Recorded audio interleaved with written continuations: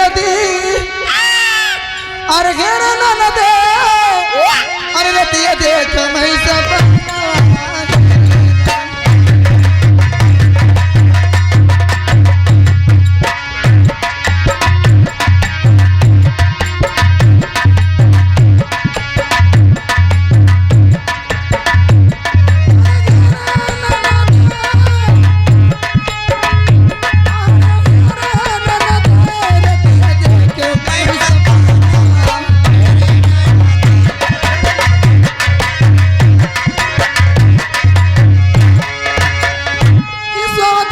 पलंग के ऊपर आए बलम हजारी की सोवत राली पलंग के ऊपर आए बलम हजारी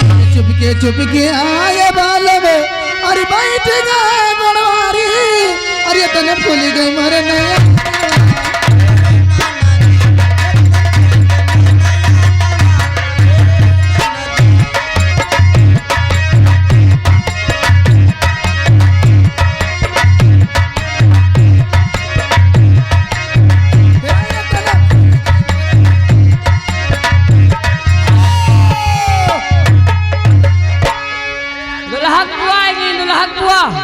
दुल्हा बुआ हाँ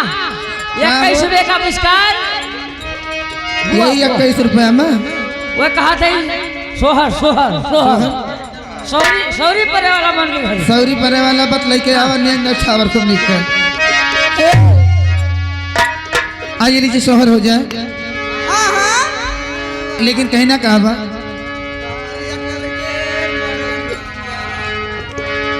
अरे सोवती मैरा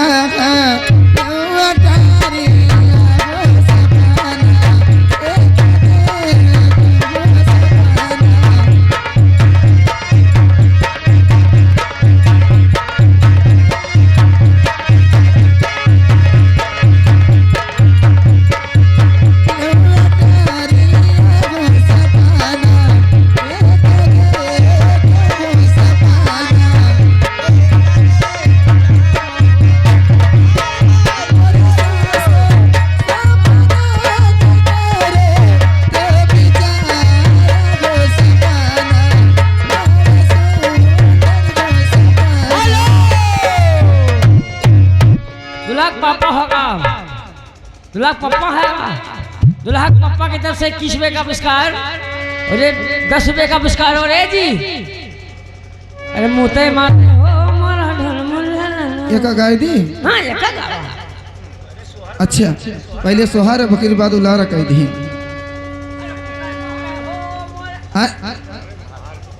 सोहरा पूर करी बैठल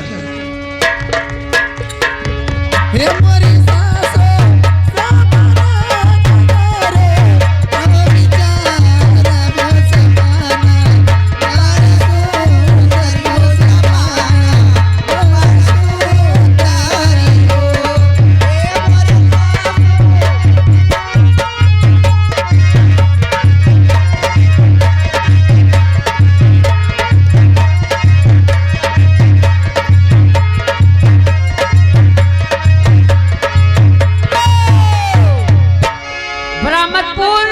दुल्हा मौसिया की तरफ से 51 रुपए का पुरस्कार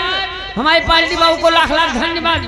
अरे तो आर्य पैदी है क्यों